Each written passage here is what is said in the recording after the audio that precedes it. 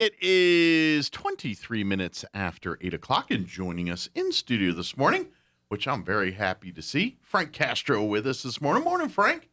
Good morning. It's so awesome to have you here in the studio talking with us. I know for folks that don't know, Frank's been going through a medical struggle here for, 2 years, 3 years now? Oh, it's been 6 years. 6 years. 6 years of this. And of course, for folks that are probably familiar, you've seen Frank at maybe the adult center for a dance or two, or been out to the fairgrounds on senior day and seen Frank out there performing, or I don't know. If you've lived in Roswell and been to any kind of a show here in the last 20 years or so, odds are pretty good you've probably seen Frank doing a show or two out here or performing or anything like that.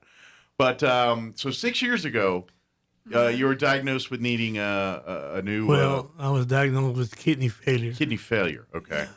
And then so at that moment, did they say, you're going to have to get a new one, or was there still hope of salvaging the one you had or one you had? Or? Well, I was a low percentage of my kidney function. Okay.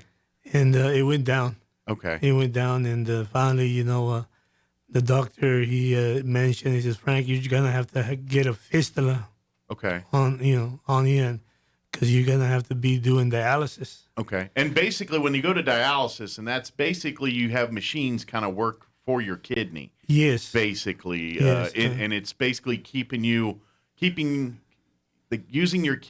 functioning your kidneys, right, buying you time while you wait for a new kidney on the list. There. Yes. Well,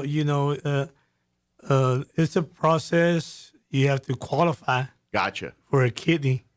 Your body has to be in a situation to where you'll be a good recipient for a kidney. Sure. Because, right now, at that time, when I was in dialysis, we had over 120 patients. Wow. And I believe that there was only 8 people qualified. Wow. For kidneys. Wow. And it's really a sad situation. So in the meantime, you're just on dialysis and waiting to hope to qualify for one, basically? Is that what most of the folks that are doing?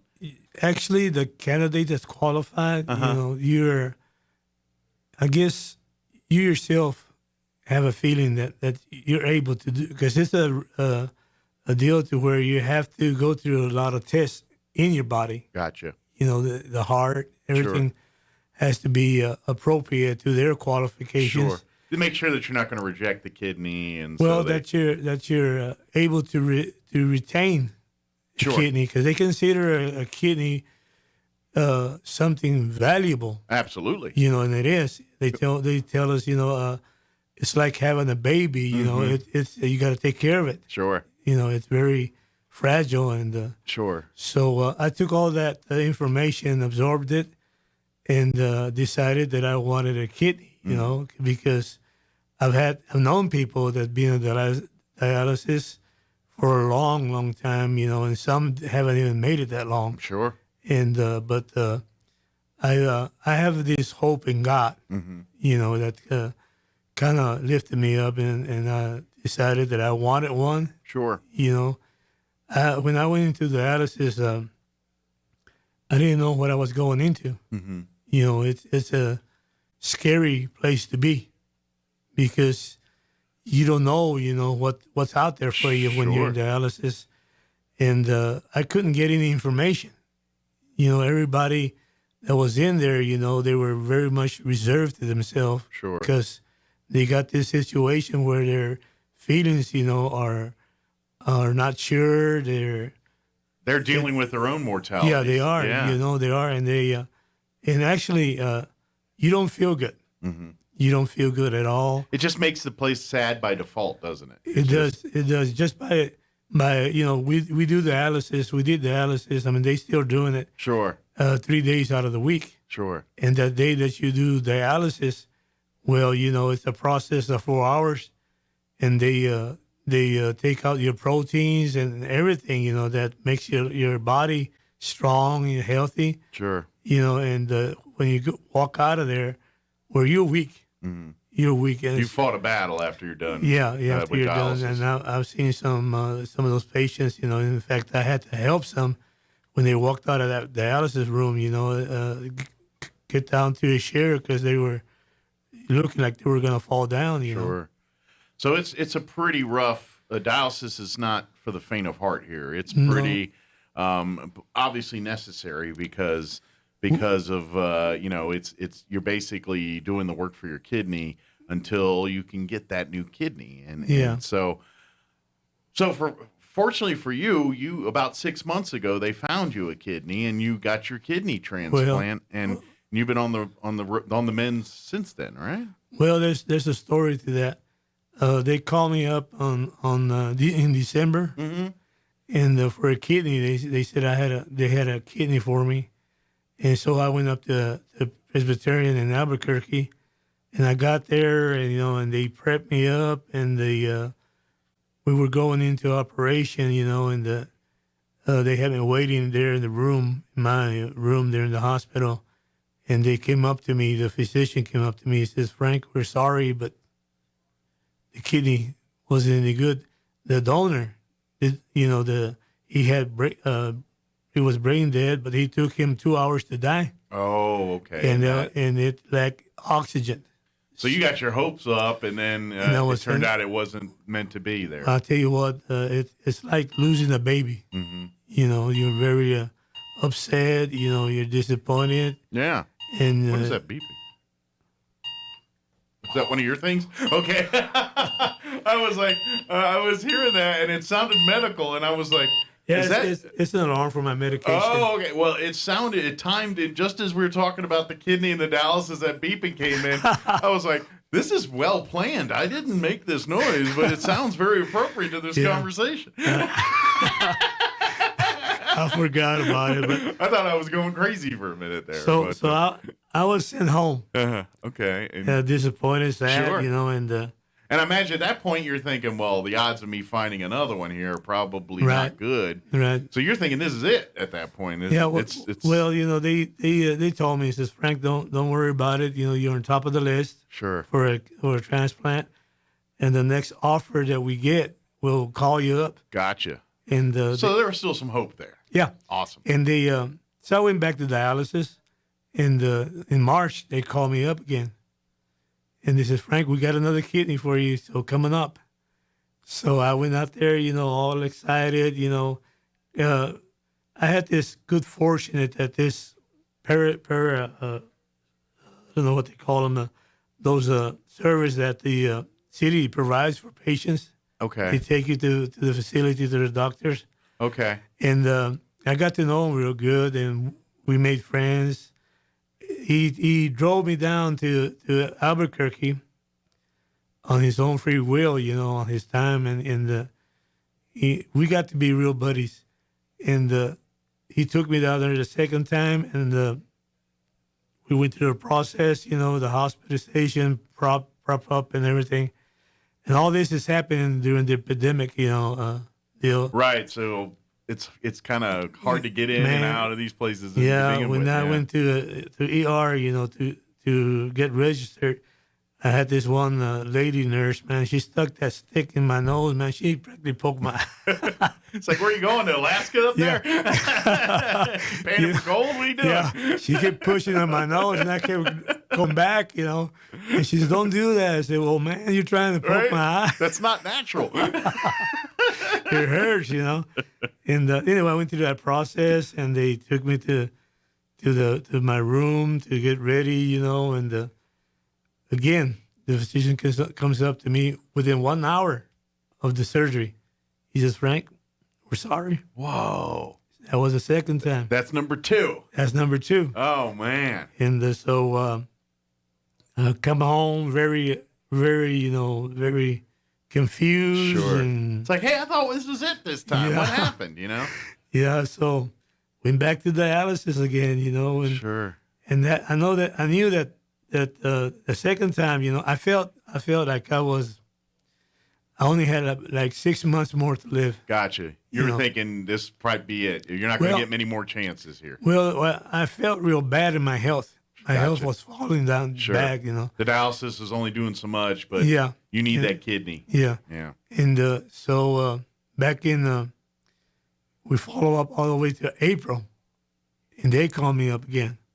This Frank, we got a kidney for you. I said, man, I didn't know what to do. 2 times, and so But you don't want to get too hopeful because you've heard this song before, right, a couple times, right, and so I was very confused to answer them, and she said, "Do you want the kidney?" I said, "I do, but I've been called 2 times already." You don't know if you can deal with the emotional roller coaster. And I told my coordinator, said, "You know what? Let me call you back. I'll call you back." Yeah. So I thought about it. I called my pastor and told him the situation. And he said, "Frank, don't trust in yourself. Trust in the Lord." That's true. And that gave me courage, Sure. God's telling you something here. Yeah. Get off your butt and go get that kidney. So I called them back and I told them that I wanted the kidney, and this guy, that took me out the first 2 times, I called him up and says, "Frank, let's go." He was ready. So everything was being provided for me, Yeah. So I got up there, and the thing is that they called me the night before, and it took the next day all day to get me a room because it's epidemic, you Sure. just couldn't get a room. Everything's just harder. Well, Yeah. I had to wait till a patient, got discharged Gotcha. before they got me They needed an into a empty room. bed for you, basically. Yeah, right. And so we did all that, and I went into surgery at about 7:00 in the evening. And before they knocked me out, I had this, I don't know who it was, but it got close to me before the medication took effect to put me to sleep. And this person told me, "This is a gift of God. It's a blessing for you." Mm-hmm. And I just knocked out of that, but I can remember that because it was very, very loud and clear on my mind. That it was kind of confusing and muddy, but that came through clear as a bell for you. It sure did. That's awesome. And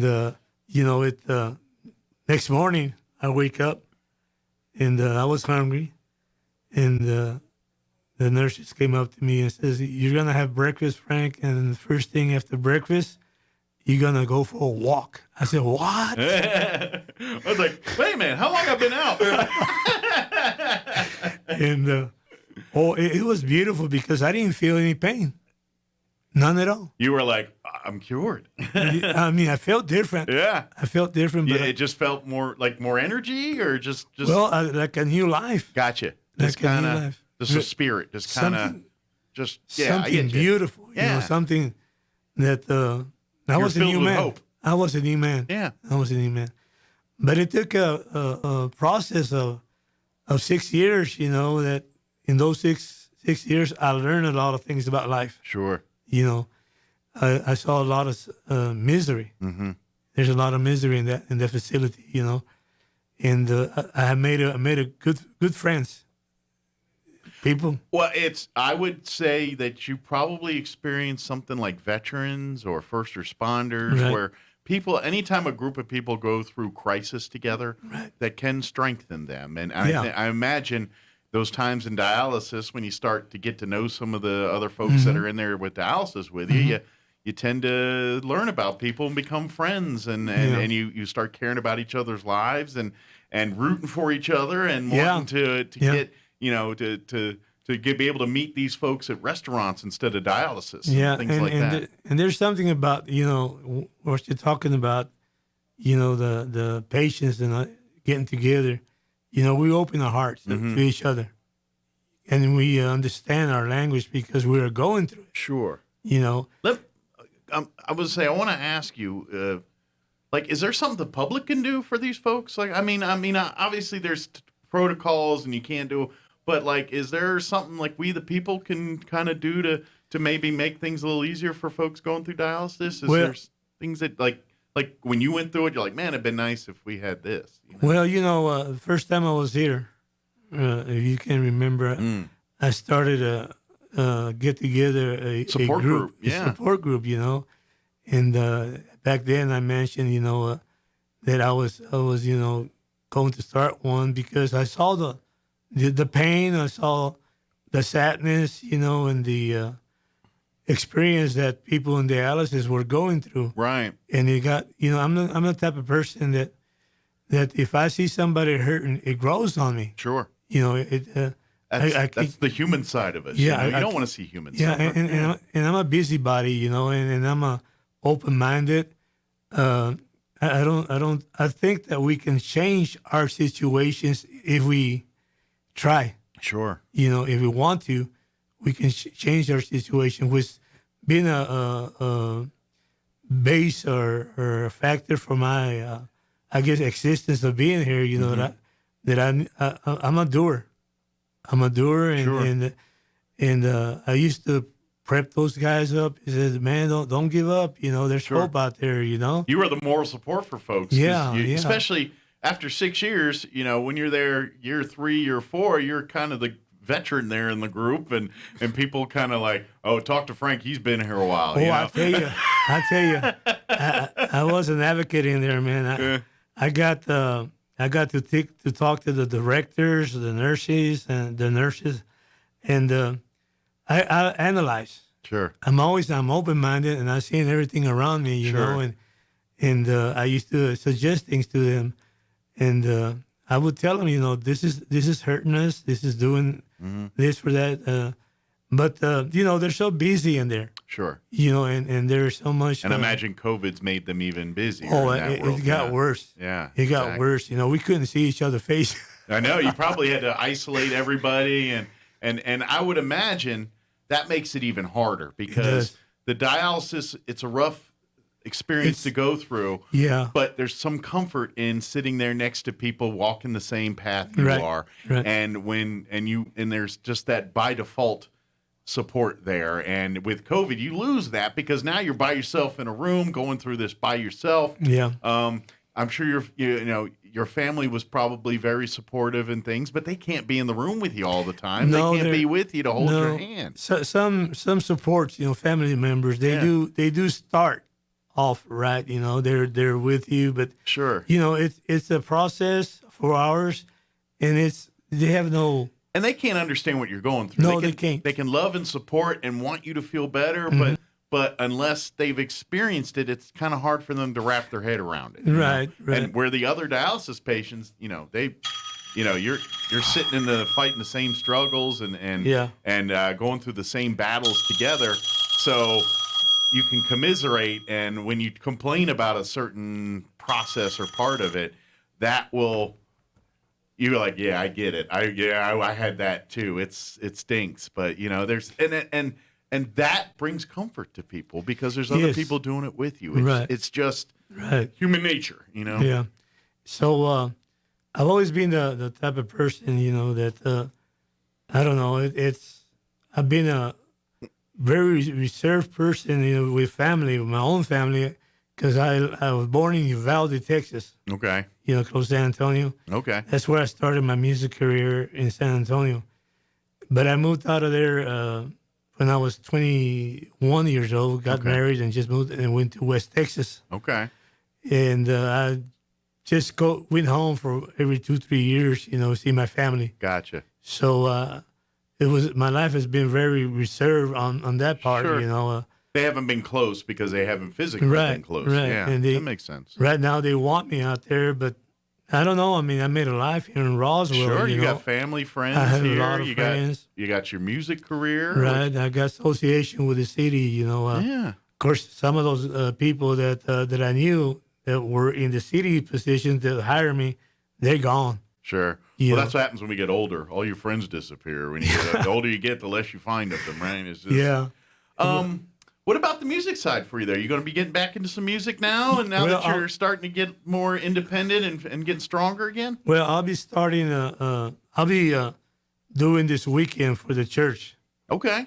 The church, they have a fall festival. Yeah. Which church are you going to be at? Light of the World there on Garden. Oh, Light of the World. You know what? Garden Tart. You hand me the flyer, and I've been talking about it and completely forgot. We got so busy talking about your dialysis and everything that I just completely spaced. Well, me and you, we start talking, and right? Yeah. We go to all areas. Yeah, I have it right here. It's the Light of the World Church. It's their first annual trunk or treat. It's going to be Friday, October 22nd, and then Saturday and Sunday, October 23rd and 24th. So it'll be the 3 to 9 on Friday the 22nd, 10 to 9 on Saturday and Sunday. And then Sunday itself, Halloween, they'll be doing the trunk or treat from 4 to 6 there. It's located on Garden Avenue, 211 North Garden. Free event, free admission, free games, free music, food, fun. Yeah, the and whole we're thing. gonna have karaoke. All right, so you come out and belt a tune or two if you'd like. Yeah, and actually, we're gonna have a contest. So anybody out there that can sing, and it depends on, Yeah, bring your chops and come on out and belt out a tune. Right, and have we'll have a lot of fun. It's actually we're gonna have other churches from other towns, from Amarillo, Albuquerque, and Hobbs. Oh, cool! So we're gonna be like a bigger group of folks from out of town coming in. Yeah, it's gonna be a big deal. So bring the family out, bring the kids, and come out. I'll be singing out there. You're gonna sing. Is this your first public? Yeah, singing since right. You've come back. Oh, that's great. So, yeah. So if you've been hankering for some Frank, I've been missing Frank shows and things. Come on out to the Light of the World Church there on 211 North Garden this weekend, beginning the 22nd through Friday. Yeah, through Friday, Saturday, and Sunday this weekend, all 3 days. I would like to take a minute to thank all the people, your audience. Because Robert's been here. Robert Reynolds and he's been giving me updates throughout the dialysis and giving us updates and things. Yeah, he's a good friend of mine, and I'd like to thank them all. It humbles me to have their prayers. Yeah. Well, the power of prayer is a very powerful Very, very powerful. So I'd like to thank them all, and tell them that I appreciate what they've done, Well, I'm sure all of them are happier and pleased as punch to Right. see I'm you happy. here and see you here. Being in public singing, it's a big gratitude, that I feel in my heart. Yeah. That of course I always, give my testimony that it's the gift that I have. It's not mine. It was given to me. Sure. It was given to me. That was God's gift, and you're just keeping it and taking care of it for him. Yeah. Yeah, and I make a lot of friends because I'm always open-minded, Sure. Well, it's God's gift, but you're the one who's taking the ball and run with it. And God gives us gifts, but we don't always find them or nurture them properly. Right. And you've done that. And I have a lot of experience. I grew up with a lot of icons, in the music business, Tejano, and in fact, I was offered a opportunities to go to Nashville and record. Johnny Rodriguez, the country singer? Yeah. He's my cousin. Oh, really? Yeah, he was born. So you got the music in your blood here. Yeah. Okay. Yeah, and he was born 20 miles east of us going to San Antonio, in Sabinal, Texas. Okay. And that guy was discovered, man, when they, him and some other buddies, they stole a goat and fried it. they were, in jail, and this Texas Ranger, I forgot his name, heard him sing there, in jail, and he took him down to Shady Hand. Shady Hand was a producer. I think he owns that Alamo that was built in Brackettville. Oh, okay. Where they shot movies. Okay. They have a duplicate of the Alamo. Oh yeah. Down there near El Paso area. Isn't it? Yeah. No, yeah. Yeah. So my life been interested, and I thank God to God. Because, my life, if God was to take me, I had it all. Yeah. My kids tell me, Dad, you lived your dream. Sure. Because, my singing and all that. I said, sure. You lived your dream. But here I am. You're ready. I'm still here. God wasn't done with you yet. No. And so it sounds like you got some more work ahead of you. Yeah. So that's... I do, and so come out this weekend, see Frank perform. Now that we got you back, and we need to get you here maybe around Thanksgiving or when you got some time. We're gonna get you come in here, bring your guitar, and well, maybe that's belt one out thing that I was telling your buddy here next door, that I got bad arthritis on my fingers. Okay. In fact, on my knees. In fact, I fell this morning. Oh. Walking out, I didn't have my cane, and I'm going to sciatic nerve deal. So you really can't play much, or? Well, I sing. Okay. I sing. Well, we'll get you singing. We'll get you in here. we'll get you in here singing, and maybe you can bring a buddy, and we'll do an accompaniment or something. Get a little music going. Yeah. And, I would love to have you do a song or two for Well, us one day. Yeah, I wouldn't mind, doing that because it's in my blood. I'm not a person. Actually, it humbles me when somebody comes up and tells me, "Hey, you have a great voice and you sing good," but that goes into my heart, and it makes me feel it's not mine. Well, it's yours. It's just God's using you as the conduit to connect to these people, but it's all you. Yeah, but it helps me from having reserving myself, not to feel sure, greatness but to get along with people. I appreciate that. And well, music can put us together, bring us together. It does. It does. And I know for a fact, you sing multiple genres of music, anything from country to Tejano to a little rock and roll and so don't get me in rap. I don't know. You're not ready to handle any hip hop, but no. But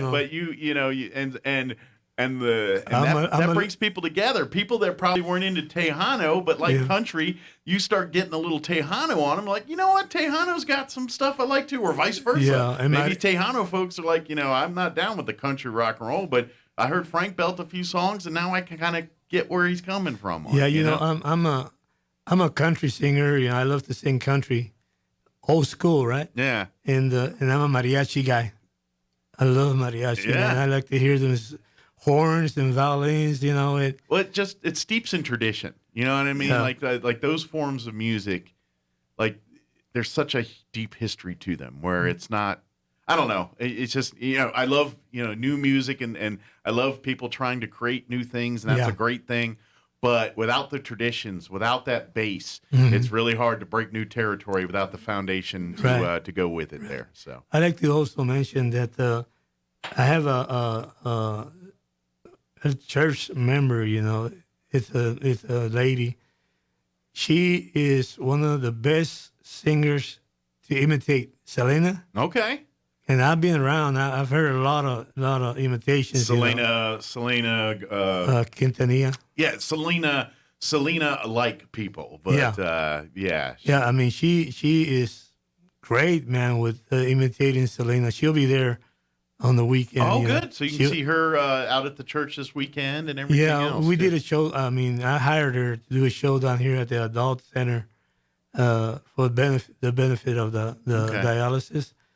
Man, was I surprised. She could, because obviously the movie that what's her name did starring Selena. What's Lopez. Her name? Lopez. Yes, Lopez. So I think a lot of people think when they think Selena, they almost think of her. You know what I mean? First, especially people that didn't grow up listening to Selena's music in the 80s and 90s there, and then they see the J-Lo movie, the Jennifer Lopez movie, and they kind of, now don't get me wrong, they did a great job of making her look like Selena in that movie, but I think people they think Selena, they think of someone who looks like J-Lo instead of what Selena looked like. And so but I've seen since that movie, I think there's been musical acts have come, particularly New Mexico, Texas, where Selena was very popular when she was with us. Right. And they do a good job, but it's not quite the same. I always feel like they're doing the J-Lo version of Selena instead of the Selena version of Selena. Yeah. You know what I'm talking about? Exactly. You know what I mean? I knew Selena's father when he had a band, that I was in my 19, 18 years old. They had the band Los Dinos. Okay. The original band, the older people. And they had a couple of good hits, but somehow they faded out. It's hard to keep a Tejano band together because there are too many. And by the time you split the money for gigs, sure, there's not much to go around. Sure. Well, and unless you're the biggest names in the industry, you're working paycheck to paycheck. You know? And we had a rough time in the Tejano business because Mexico is too close to us. Yeah. And those people, those artists out there, they're good. Sure. And they don't have much people within themselves. You go up to Minnesota and start Tejano music up there. Well, we used to be big over there, but now Mexico's taking over. Yeah. You know, it's just like the Chinese taking over the economy Yeah. of us down here. You know, Yeah. and those DJs back then, man, you had to pay them Gotcha. to Payola. play. Payola. It's illegal now, but back, Well, I don't. It's still politics. It's under the table. Sure. Yeah, it's illegal. Doesn't mean it's not happening. So, I mean, it all goes down to if you got to be at the right place at the right time. Sure. That's Absolutely. all. And then when you apply for a job, it's not what you know, it's who you know. Sure. Absolutely. You know? And that's You work hard, and a little help from God put you in the right place at the right time, and that's how it works. That's how life happens. it is. It is. It is. You know. Absolutely. So. Well, come out and see. I just saw the time. We're running out of time here. Right. But come see Frank sing this weekend. Are you singing all 3 days out there, or just Friday? I will. Okay. I will. I'll give him something. It's a big trunk or treat event. Light of the World Church is having their first annual trunk or treat. It's going to be this Friday, Saturday, and Sunday. Friday from 3 to 9, Saturday from 10 to 9, and then Sunday from 4 to 6. All at the church there, 211 North Garden here in Roswell. Free admission, free games, free food, free fun, prizes, and free music. All of that. Bring your whole And family. karaoke. And karaoke and candy and all kinds of great stuff. Yes, sir. Awesome. So I just want to give thanks to your audience for being there for me. Right. Well, thank you for spending time with us. Thank you for sharing with us. Thank you for lighting up the world here with everybody and your music. And we can't wait to. I know I kept telling Robert, well, as soon as he's healthy enough, get him in here and let's sing and let's get him back. And we're glad to have that. So we can't wait to do some music here with you. But we're so thankful that the prayers were answered. And thank you for coming here. And we all of us have been praying for you. You're so awesome to see the prayers answered and making a Monday much brighter for folks. Yeah, now I'm can't wait till the next time we get together. Yeah, we'll do some singing. Yeah, we'll kick a tire or two and yes, sir. Play some singing. Thank you, sir. Stay healthy, and we look forward to talking to you here soon. Okay. Okay. Thank you. All right.